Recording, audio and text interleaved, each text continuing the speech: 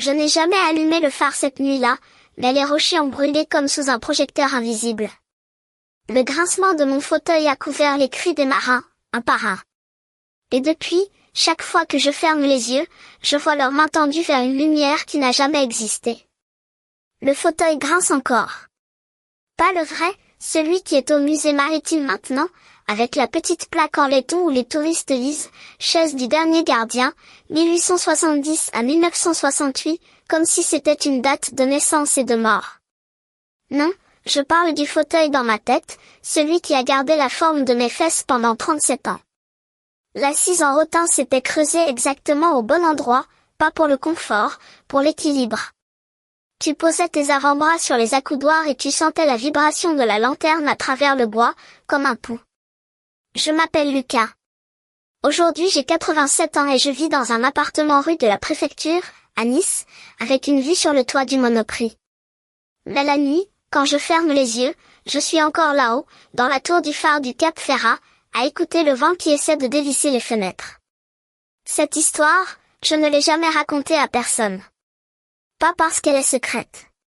Parce qu'elle est simple. Et les choses simples, on ne sait pas par où commencer. Alors je vais commencer par le grincement. Le 26 août 1943, à 23 heures précises, j'ai entendu un bruit que je n'avais jamais entendu avant.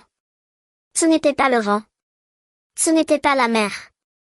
C'était un grincement sec, métallique, qui venait de l'escalier. Pas du phare lui-même. De l'escalier qui descend vers la cale où on entreposait les bidons de fioul. J'ai attendu. Le grincement ne s'est pas reproduit. Mais j'ai su, à ce moment-là, que quelque chose avait changé. Quelque chose que je ne pourrais pas réparer. Le lendemain matin, j'ai trouvé une marque sur le mur du couloir. Une éraflure. Fraîche. À hauteur d'épaule. Comme si quelqu'un s'était appuyé fort en montant, la main cherchant un appui qui n'était pas là. Je l'ai regardée longtemps, cette éraflure. Elle ressemblait à une virgule. Une phrase interrompue. J'aurais dû en parler au chef de secteur. Mais le chef de secteur était à Marseille, et il y avait des contrôles partout, et on ne posait pas de questions en 1943. On allumait ou on n'allumait pas. On obéissait. On se taisait. Je me suis tue. Mais j'ai commencé à noter des choses. Dans mon carnet personnel, pas le journal de bord officiel. Le carnet que je gardais sous une latte du plancher, dans la chambre. Des dates. Des heures. Des bruits. La nuit du 3 septembre, j'ai compté les pas dans l'escalier. 17 pas. Quelqu'un montait, s'arrêtait, redescendait. Pas assez lourd pour être un adulte. Trop lourd pour être un enfant. Le 7 septembre, j'ai trouvé une miette de pain sur la 3e marche. Du pain de seigle, pas la farine blanche qu'on avait au ravitaillement. Du vrai pain, avec des grains. Quelqu'un avait mangé là, assis dans le noir, à regarder la mer que je devais laisser invisible. La nuit de l'éraflure, j'ai repensé à mon fauteuil. C'est quand, un fauteuil. On s'assoit dedans, on se lève, on oublie. Mais 37 ans à tourner autour du même axe, ça laisse des marques. Le rotin, à force, prend la forme de celui qui s'assoit. Pas seulement son poids. Sa façon de pencher à gauche quand il réfléchit, de se redresser quand il entend un bruit anormal. Le fauteuil savait des choses que je ne savais pas encore.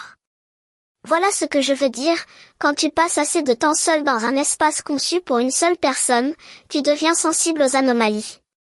Pas comme un détective. Comme un animal. Tu sens que l'air n'est plus le même, que les courants d'air ont changé de chemin, que les odeurs se mélangent différemment. Le phare sentait le métal chaud, le pétrole, le sel. Et depuis quelques jours, il sentait aussi une autre chose. Quelque chose de doux et d'acide à la fois. Comme de la sueur d'enfant qui a peur. Le 12 septembre, je suis montée à la lanterne à 3 heures du matin. Je n'allumais pas, mais je vérifiais le mécanisme tous les soirs, par habitude, par obsession. La porte de la coupole était entrebâillée. Pas assez pour qu'on le remarque de l'extérieur. Assez pour que quelqu'un soit passé.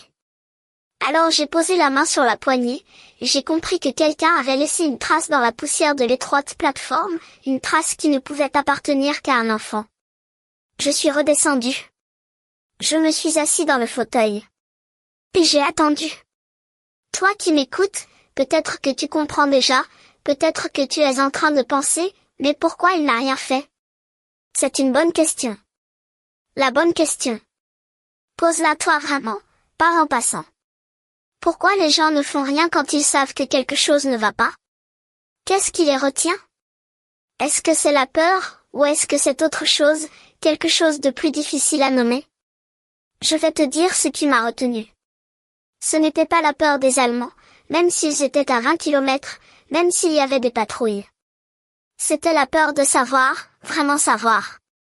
Tant que je n'avais pas de certitude, je pouvais encore me dire que j'imaginais.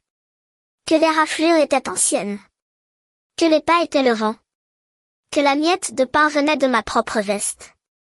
Tant que je ne savais pas, je pouvais continuer à être le gardien qui ne voyait rien.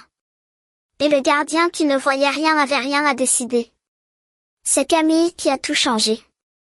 Camille avec son manteau trop grand et ses chaussures trouées, qui est apparue un matin de novembre dans le renfoncement derrière la citerne d'eau de pluie. Elle avait 9 ans, peut-être 10. Elle m'a regardé avec des yeux qui avaient déjà appris à ne pas supplier. Et elle m'a dit, d'une voix plate, « Je peux rester ici jusqu'à ce que la guerre finisse. » Je ne lui ai pas demandé d'où elle venait. Je ne lui ai pas demandé qui l'avait envoyée. Je lui ai montré la petite réserve sous l'escalier, celle où je rangeais les chiffons et la cire. J'ai sorti le matelas de camp que personne n'utilisait. Avez-vous déjà dû cacher quelqu'un dans un endroit que personne n'utilisait, en sachant que cette simple décision changerait tout? J'ai accroché un drap devant la niche, pour que l'humidité ne tombe pas directement sur elle. Et je n'ai rien dit à personne. Commentaire personnel 30%. Ce qui est drôle, c'est que les gens imaginent toujours les gardiens de phare comme des ermites qui fuient le monde. C'est faux. La plupart d'entre nous, on avait des familles, des enfants, des amis qu'on voyait une fois par mois quand le ravitaillement arrivait. Moi j'avais une femme à Nice, et 2 fils que je voyais grandir en accéléré, comme des plantes qu'on arrose une fois par semaine et qui poussent de travers. La solitude du phare, elle n'est pas romantique. Elle est technique. C'est une solitude de travail, pas de vocation. On ne devient pas gardien parce qu'on aime être seul. On devient gardien parce qu'on aime la régularité. Le rythme. La certitude que, quoi qu'il arrive, à telle heure tu fais telle chose. Camille a perturbé ce rythme.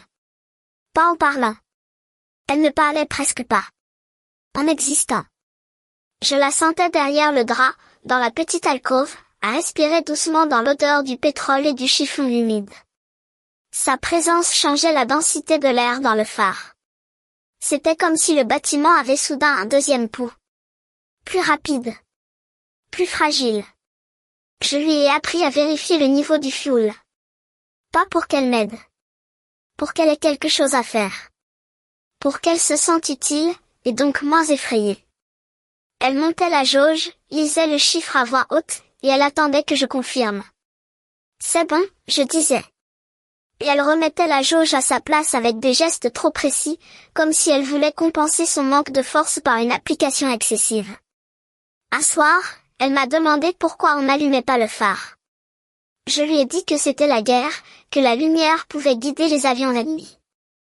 Elle a réfléchi longtemps, le menton sur les genoux, en regardant la mer par la petite fenêtre de la cuisine. Puis elle a dit, « Mais les bateaux, ils voient pas. » Je n'ai pas répondu. Le 17 janvier 1944, à 22h30, j'ai entendu un bruit que je connaissais. Le bruit d'un moteur qui force, dans une mer formée. Un cargo, ou un chalutier, qui tente de trouver son chemin dans le noir. Je suis montée à la lanterne sans allumer. J'ai collé mon front au verre froid. En bas, dans l'eau noire, il y avait une ombre qui bougeait. Pas de feu. Pas de signal. Rien. Je suis redescendue. Je me suis assis dans le fauteuil. Mes mains tremblaient, mais pas de froid. Je les ai posées à plat sur mes cuisses, comme on m'avait appris. La position d'attente. La position du gardien qui ne peut rien faire. Camille est sortie de sa niche. Elle s'est approchée sans bruit, ses pieds nus sur le carrelage. Elle s'est arrêtée à côté du fauteuil. Elle a posé sa main sur mon épaule. Une petite main, légère, qui pesait pourtant comme une encre. Il va s'en sortir, elle a demandé. Je n'ai pas répondu. Mais j'ai senti, pour la première fois depuis des mois, que je n'étais pas seule dans mon silence. Que quelqu'un d'autre portait le poids de ne pas pouvoir allumer. Le lendemain matin, on a retrouvé des planches sur la plage. Et un morceau de coque peint en verre. Je les ai brûlés dans le poêle, pour ne pas laisser de traces. Pour que personne ne vienne poser des questions. Camille m'a regardé faire sans rien dire. Cette nuit-là, j'ai écrit quelque chose dans mon carnet personnel. Pas une date. Pas un fait. J'ai écrit, le fauteuil a grincé 3 fois. Je n'ai pas bougé. Ce que j'ai brûlé avec les planches, ce n'était pas juste du bois, c'était la preuve que cette nuit-là, quelqu'un d'autre était dans le phare avec moi. Quand je relis ces mots aujourd'hui, avec mes yeux de vieillard, je vois bien ce que j'essayais de dire. Le fauteuil ne grinçait pas. C'était moi qui grinçais. De l'intérieur. À force de retenir des choses qui voulaient sortir. Changement de perspective 55%. Camille, elle, voyait les choses autrement. Je ne l'ai compris que bien plus tard, quand elle m'a écrit une lettre, en 1987, après avoir retrouvé mon adresse par je ne sais quel moyen. Pensez-vous que Lucas aurait dû désobéir aux ordres et allumer le phare, malgré les conséquences possibles? Elle disait que, pour elle, le phare était le seul endroit où elle avait cessé d'avoir peur. Pas parce qu'il était protégé, mais parce qu'elle voyait quelqu'un qui portait une peur plus grande que la sienne. Vous étiez assis dans ce fauteuil, elle écrivait, et vous regardiez la mer comme si elle pouvait vous pardonner. Je ne savais pas ce que vous aviez fait de mal. Mais je voyais que vous l'attendiez, le pardon. Elle disait aussi qu'elle avait compris, à 9 ans, que les adultes ne sont pas des solutions. Qu'ils sont juste des enfants plus vieux, avec des responsabilités trop grandes pour eux.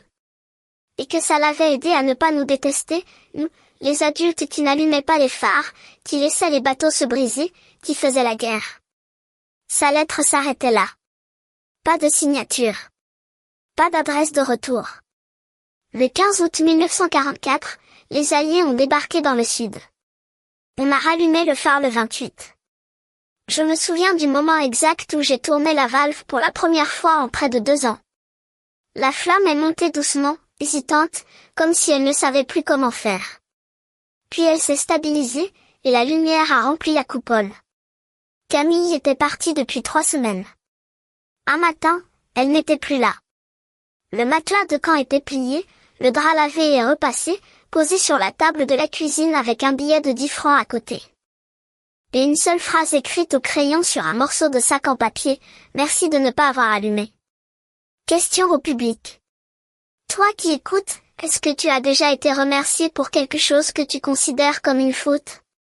Est-ce que ça arrive, dans la vie, que la même action soit à la fois la pire et la meilleure chose que tu aies faite? Moi je n'ai toujours pas la réponse. Mais je pose la question. Après la guerre, je suis resté gardien. Le phare a été automatisé en 1968. On m'a proposé un poste de formation à Marseille, j'ai refusé. Je suis resté à Nice, dans ce petit appartement rue de la préfecture, à regarder les touristes qui prennent des photos du phare sans savoir que quelqu'un, là-haut, a passé des nuits à ne pas l'allumer. Parfois, je vais au musée maritime.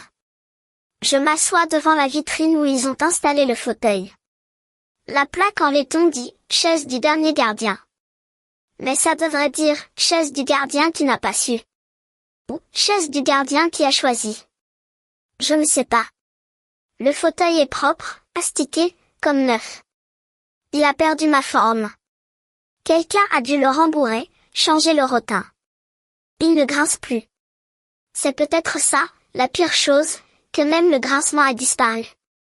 Hier, j'ai reçu une lettre. Pas de timbre, pas d'adresse. Glissée sous ma porte. Dedans, il y avait une photo. C'était le phare, pris de la mer, la nuit.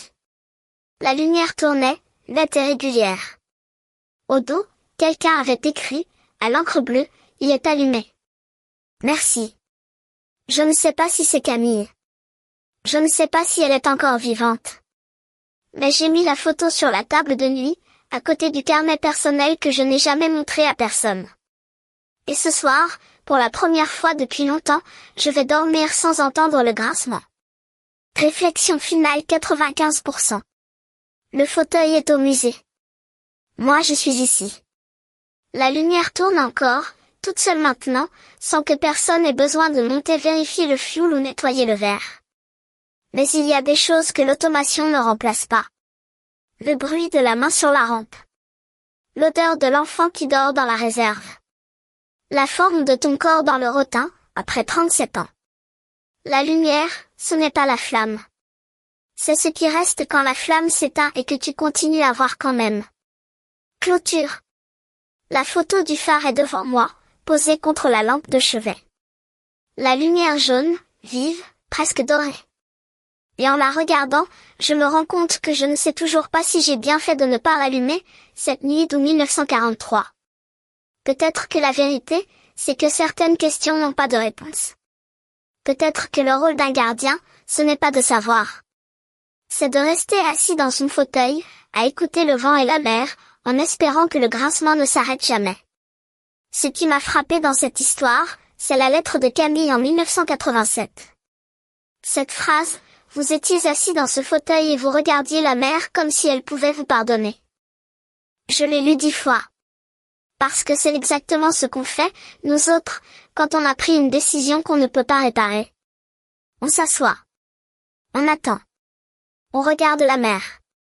Et on espère qu'à force de la regarder, elle finira par nous dire quelque chose. La question que je me pose, et que je vous pose, qu'est-ce que vous attendez, vous, en regardant votre propre mer?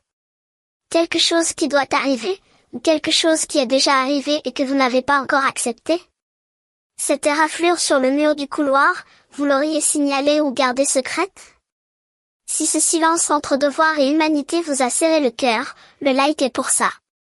Si vous portez une décision que vous ne pouvez pas réparer, cette chaîne est votre phare.